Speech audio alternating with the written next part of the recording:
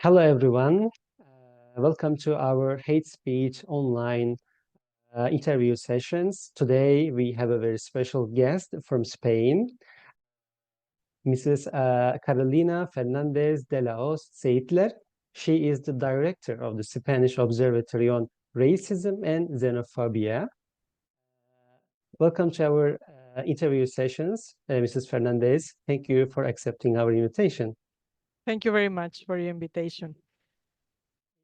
Just before starting our questions on hate speech, I would like to ask you about the current situation in Spain. And what is the current situation in Spain in terms of trends, prevalence, and the affected groups in Spain? On hate speech, you mean? Well, in the Spanish Observatory on Racism and Xenophobia, we are monitoring hate speech online every day, in 5 different platforms. And what we see is that we have hate speech against the population of the north of Africa and Afro-descendant population. No? These are the 2 main groups affected by hate speech. We only monitor hate speech against migrants, not other groups like LGBTI or other groups. And this is what we are seeing.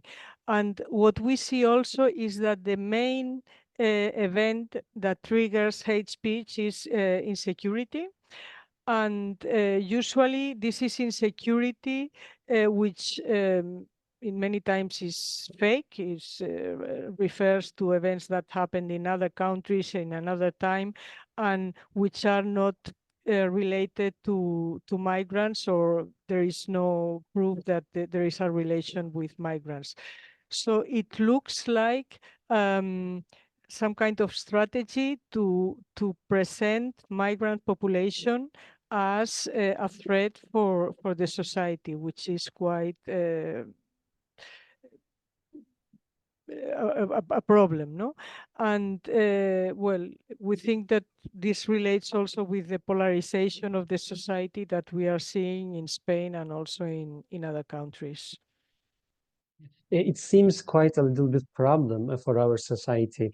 That is why we need to fight against hate speech. And we know that you are the director of the observatory, and we are sure that you have some strategies to deal with hate speech online. And can you tell us about your initiatives and the key strategies? In hate speech online, there are 2 kinds of hate speech. No, hate speech which is illegal, then you can fight through the legislation and through the police and the prosecutors, and hate speech which is harming but is not illegal. But this is also a huge problem, no, because it's the major bulk of hate speech that we find in the networks. So I think there is a need for different strategies. No, we are working with the internet platforms to develop strategies for them to help them to better moderate hate speech online. We are working also in raising awareness among the population, basically among school children. No, our ministry has a specific call every year on living together, hate speech online, integration and inclusion. And in this call, which is addressed to civil society organizations, there are several projects on raising awareness in schools, no, among school children, on human rights and also how to behave online with hate speech. And we also are working in other projects which are financed by the European Commission to develop strategies on counter narratives and other strategies. Thank you very much. You mentioned raising awareness on the one hand to address the root causes of the problem. And on the other hand, we need to deal with the current hate speech crimes or hate speech indirectly. And we know that there is a code of conduct signed between European Commission and with other social media platforms. Do you think this code of conduct will help us in terms of fighting against hate speech? Well, I think everything we do will help us to fight hate speech. No, maybe at some point we will need bigger or more important measures, but everything helps. The code of conduct is based on the collaboration with hate internet platforms, no, and the idea is that they remove the contents that are reported to them, no? And the European Commission does every year monitoring exercise on whether this is done properly or not. Now the European Commission will develop a new code of conduct, no? A renewed code of conduct, trying to improve the work with the with the internet platforms. And the other thing is that we have already enforced the Digital Services Act, which asks the platforms for more information on what they are doing, no? The strategies they use to moderate hate speech, also the amount of hate speech they find. They have to elaborate reports. And I hope that this will improve also the work with the platforms. No, there is a coordinator for each country. We will have a coordinator also in Spain, and we will try to collaborate with this coordinator. In US, we don't see any hate speech laws. So social media platforms make their own code of conducts, and it is very hard to remove such a content containing hate speech. But in Europe, we have already regulation on platforms, so we can ask directly to the platforms for removal of the content. And do you think current situation in terms of removing the hate speech content is effective? I mean, social media platforms, do the social media platforms respond to your requests or the requests of the victims? Well, some do better and others do worse. No, if they are interested in protecting their users, they can do quite a lot of things, and they can do and they can remove a lot of contents, as they are using artificial intelligence and algorithms and all these measures. We are working with the platforms also to provide them with the terms that are being used to develop hate speech. No, so they can do quite a lot of work, but there's always the balance with freedom of expression, which is difficult, and they are only obliged to remove what is a crime, which is the smallest amount of hate speech. Yeah. Thank you. And as far as we know, you run an Alreco project, which aims to monitor hate speech online. And you are trying to collaborate with other institutions and the other NGOs, civil society organizations. And do you think this project will help? Do you think there are some problems that this project encounters? We have been working in Alreco. Now we are working in another one called Realab, and we have been working also in other projects with different police forces in Spain, no, and also with municipalities. And we did different things. One was to define what we would understand as hate speech online and the different levels of hate speech. We developed also a bank of words that we are using to monitor hate speech. And now we are working on the language that is used and on counter-narrative strategies. And we collaborate with other institutions in Spain, with the Ministry of Interior, with the Ministry of Justice, with the prosecutor, with the judges, and also with NGOs. And we also do training for trusted flaggers and for civil society organizations that also monitor hate speech. So I think all these projects and all the activities and all the collaboration is useful also to raise awareness among the authorities, no, and to document what is going on in the networks, and also to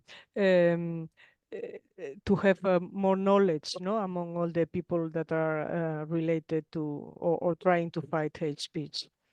We have already mentioned about the how we deal with hate speech, and I want to ask about what are the causes of hate speech? What are the prominent factors that fuel the hate speech? I think the causes have to do with intolerance, and this happened always in all societies, no?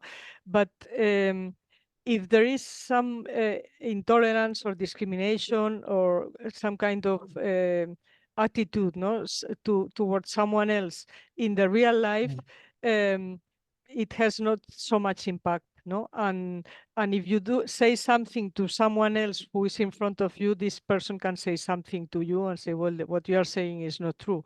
But the problem with hate speech online is that this multiplies in an exponential way. And also the other problem is that the ones who are sending hate speech, they are anonymous, so no one can say them anything, no? So if we are in a society that is more polarized, then this is increasing in an exponential way, and some people are using that also, no? Are using this as a strategy to increase this polarization. Thank you very much. Yeah, we see that there is a strong popularism wave in Europe, and we see that some political parties use their campaigns to target some minority groups. You mentioned that the most affected groups are the migrants in terms of hate speech. So now political parties are targeting the minority groups, and they cause the society to use a language insulting way to the minority groups. So I want to ask, on the one hand, we have freedom of expression, and on the other hand, we have hate speech. And do you think we can deal with those campaigns, can prevent society to use the language proposed by the political parties? Political parties and the media, both, they have a big influence on the population, no? And what they say creates opinion, no? So what they do will be normalized in the population. So if they launch hate speech and intolerance, this will be normalized in the population. So we need them to do other things and to behave. Another thing that we are seeing is that migration is using as a political tool, which was not the case in Spain some years ago. No, so this was good because we could work with migrants, and we could improve and develop inclusion and integration strategies. But if migration is a political tool, then this is much more difficult, no? Because some political groups will be in favor, others will be against, and then the work of integration of migrants will be much more difficult. And I want to say that I'm from Turkey, and Turkey has so many ethnicities. And sometimes nationalist parties use their campaigns to gain more votes from nationalists. So they can easily use a language to target minority groups. They can invent new words. They can use some insulting words to the minority groups, and it becomes so normal in the society to use this language because it becomes an official language. Do you think in the future we can handle these problems? We can handle as civil society organizations or human rights defenders fight against hate speech generated by the state itself?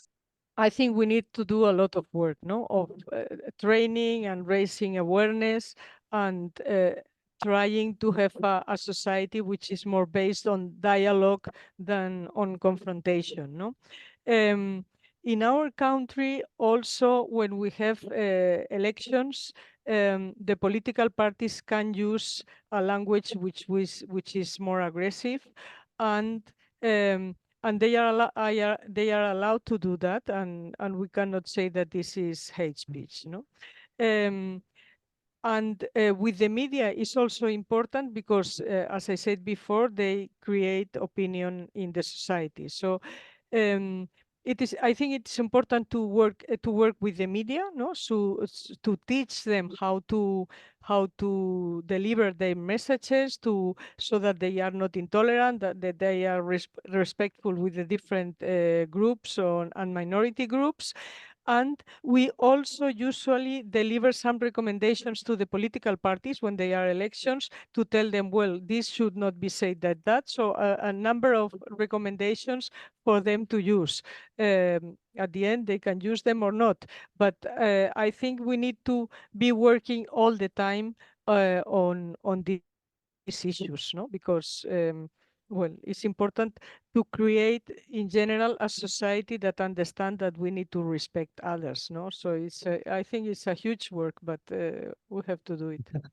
My last question will be, how can we address the root causes of hate speech? I mean, how we can handle this problem together as a society? As I said, I think we need to work a lot at schools, no, in education, so that we all understand that we are all equal and we need to treat other people with respect. And in our case, in Spain, we need to understand that people who migrated to our country, they did a huge effort. They left everything behind. And I think they are the best and the more clever from each family of the different countries they come from. So I think it's a very important work of training at schools, raising awareness among all, also professional groups like the police, like the judges, like teachers at schools. And we also need to understand that we all have prejudices, no? And we need to identify them and know how to deal with them, because we all have them and we will continue having them. So it's and we need to identify them, no, and try to understand other people, no, because minorities usually are in a difficult situation, and we can be at some point a minority, or we can be at some point migrants, or we can be at some point fragiles, no. If we are not when we are young, we will be when we are older. So this is something important that we need to learn. If we foster love, if we foster collaboration, and there will be no room for hate. Hopefully. Hopefully. Thank you very much, Mrs. Fernandez, for accepting our invitations and for your great insights. Thank you so much.